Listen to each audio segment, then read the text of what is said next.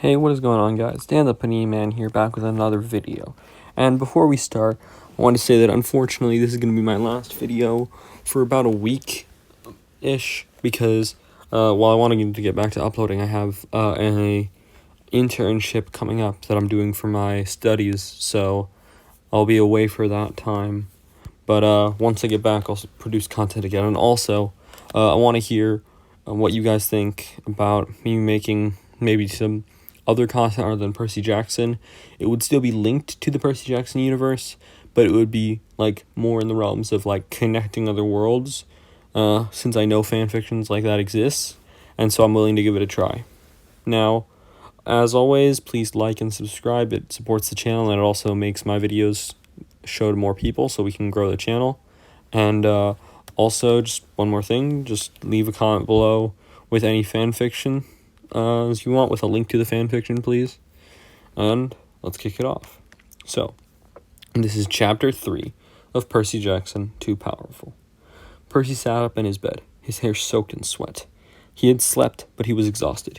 He looked around his cabin. The room was dark, but a ray of light seeped through the one small window. Beside that light, his cabin was dark. But Percy's eyes could see in the dark, a benefit of being the sea god's son. Creatures of the deep could see in very little light, and somehow that translated to him. Percy stood up and moved towards the window. He opened the blinds to let more light into his small home. He looked around at his Spartan living conditions. He grabbed the few clothes he had, an old pair of jeans, and one t-shirt without any holes. He put on his old hiking boots, placed his pen in his pocket, and took his wallet. He opened the door to his cabin and looked back at it one last time, taking a mental image. He sighed before he stepped out the door and closed it tightly behind him. He looked up into the sky, wondering if anyone was looking down on him. He knew others would come after him, so it was time. He walked away from the cabin and into the woods. He looked at the sun just above the horizon of the treetops as he moved towards the west, the only place he could go. Long Island, New York. A yellow cab stopped on the side of the old farm road, just next to the Delphi Strawberry Farm sign. "You sure this is his place?" the cabbie asked. Annabeth forced a smile, her mind preoccupied with the conversation she had with her mother. "Yes, this is the place," she replied, paying the driver before she exited the car. "Suit yourself," the cabbie said, before he pulled away and back down the road the way he came.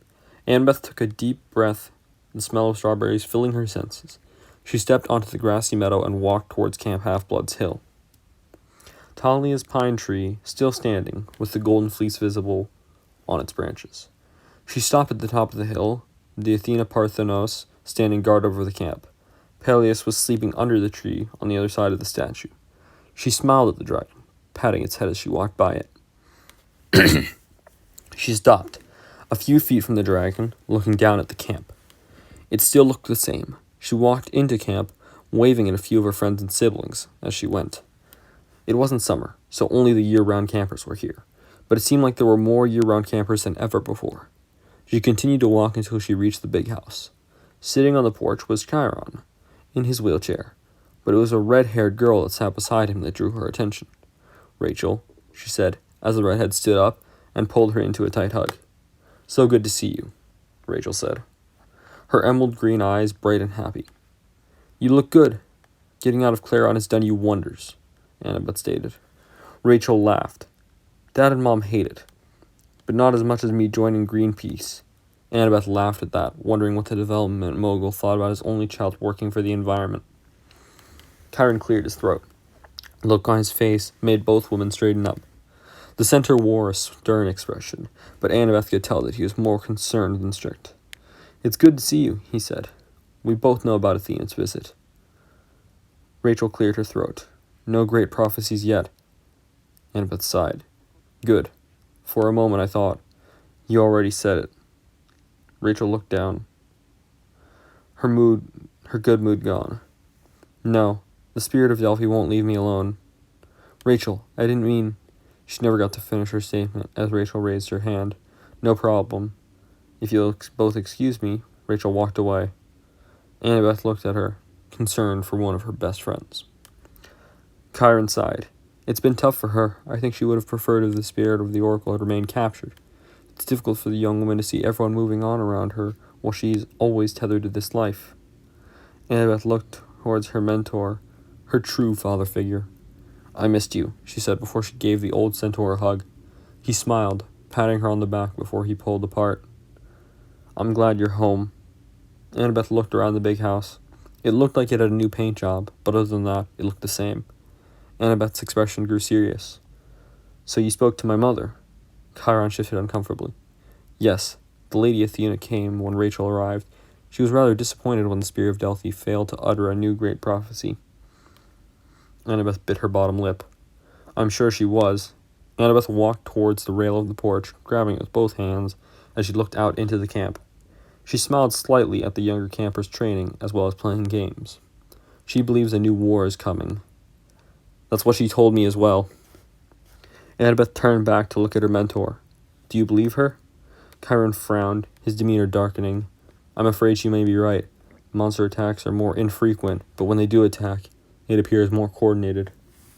Like someone's pulling the strings. Chiron nodded. Precisely, he agreed.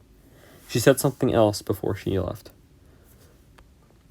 Chiron's ancient brow narrowed. He could feel Annabeth's apprehension. What did she say? That the sea cannot be restrained. Why would she say that? He questioned, surprise evidenced in the tone of his voice. Annabeth turned back and looked towards the Athena Parthidos. I think it has something to do with Percy, she replied softly, so that only Chiron could hear, not that anyone else was nearby to eavesdrop. Percy's name unsettled the centaur. He knew how difficult it was for Annabeth to speak it. Why do you believe that? Annabeth turned back. I don't believe what they told us. She looked at Chiron closely. He wasn't surprised by what she said. Neither do I. Annabeth exhaled, not really remembering, holding her breath. His fatal flaw. It wouldn't allow him to do that. Annabeth coughed. Do you think he's... She never finished her sentence. The word escaped. Alive? Of course he's still alive. Nico would have told us if he wasn't. Nico, is he here? Chiron sighed. No, he was a few days ago, but he's on a mission for his father at the moment. Annabeth nodded. It was common for Nico to take missions from his father. Even before the last war, he'd do all that. So I think my mother believes that when the new prophecy is given, Percy will be a part of it. Chiron's expression softened. Don't get your hopes up. I know you miss him. We all do. Annabeth nodded. I guess I'll go to my cabin. It was good to see you. It's always good to see you. Annabeth smiled. But Chiron could tell it was forced. She walked away. He sighed, thinking about Percy. Where are you, my boy? Somewhere in the wilderness of eastern Canada. Percy trudged through the forest. It was times like these that he wished he could create a portal somewhere other than the void. He stopped walking. His feet were killing him. He leaned against a tree, trying to figure out where he was, somewhere in Ontario, he thought. Stay back, a male voice yelled, from deeper in the forest. Percy stood up straight at the sound, his spine tingling when he heard the inhuman growl that followed the voice. Percy ran towards the voice, his blood pumping from his veins as he rushed to help whoever was in trouble. He exited the forest into a small clearing, stopping in shock at the sight he saw before him. Standing in the clearing was a young man, maybe only a year or two younger than Percy. The guy had light brown hair and green eyes, not like Percy's, but familiar. He had strange symbols written on his clothes. But that wasn't the strangest thing. The strange thing was that there were 4 identical-looking men standing in the clearing. A growl pulled Percy away from his shock. He turned to see a monster staring at the 4 men. The creature was definitely female. Her skin was dark and gray, and her eyes were glowing and poisonous. She glared at the 4 guys, and her teeth were those of a crocodile. She raised her clawed hands, throwing them forward and sending her claws out like daggers. 3 of the guys disintegrated before Percy's eyes, while the last grunted in pain as the claw dug deep into the guy's shoulder. The creature jumped to attack the guy. Percy raised his hand, stopping the creature in midair. The creature snarled and turned towards the son of Poseidon. Who dares interfere in Lamia's hunt? Percy stepped forward, smiling as the monster that hovered, feet above the ground. I do, he replied. Lamia stared at the man. Her eyes widened. She didn't recognize him. But the aura he gave off was powerful, too strong for any demigod. Who are you? She questioned. Percy Jackson, he replied. The guy glared at him when he said his name. Lamia's green eyes widened in shock and fear. "Why are you interfering?" she asked. "I don't like it when monsters attack demigods." "He's a traitor," Lamia retorted. "He's a supporter of Kronos." Percy turned to look at the guy. He looked closer and realized he knew what this guy was. He looked like Llewellyn. He thought back to the child of Hecate, Alabaster, the demigod that was exiled by the gods. "Alabaster," he said. Alabaster Torrington stared at Percy, shocked that the famous son of Poseidon knew him. Lamia screamed, sending her claws at the son of Poseidon, but the dagger-like claws bounced off the force shield that surrounded him.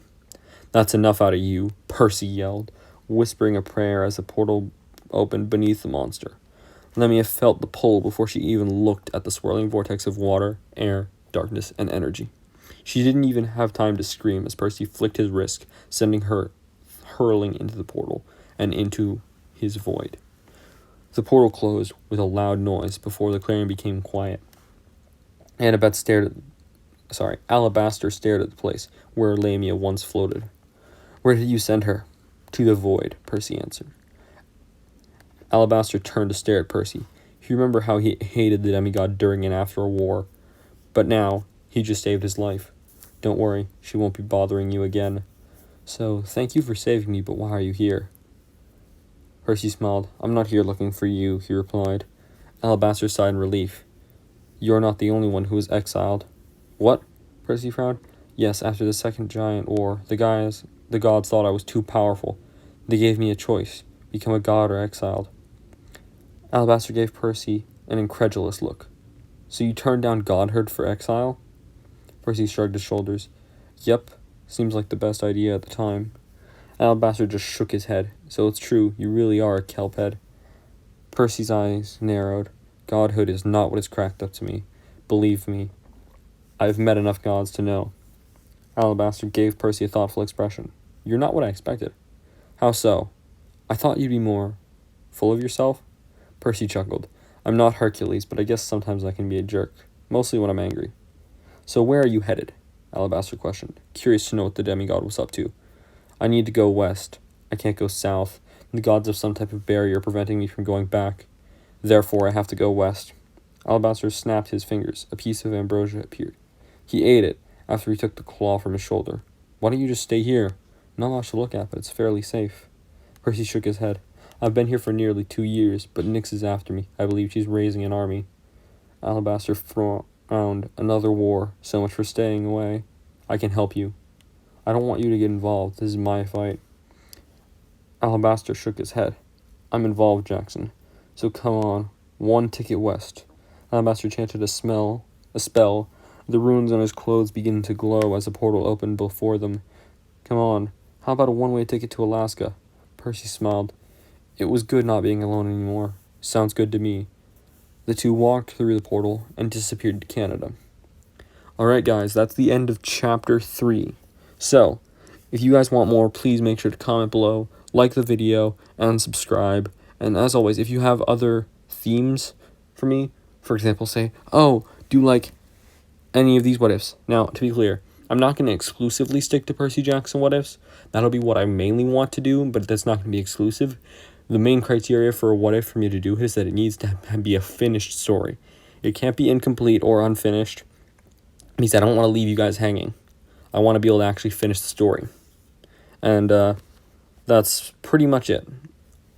But if you guys want more, if you guys want longer episodes where I do 2 chapters instead of 1, please make sure to tell me below. And without further ado, I'll see you guys in a future episode.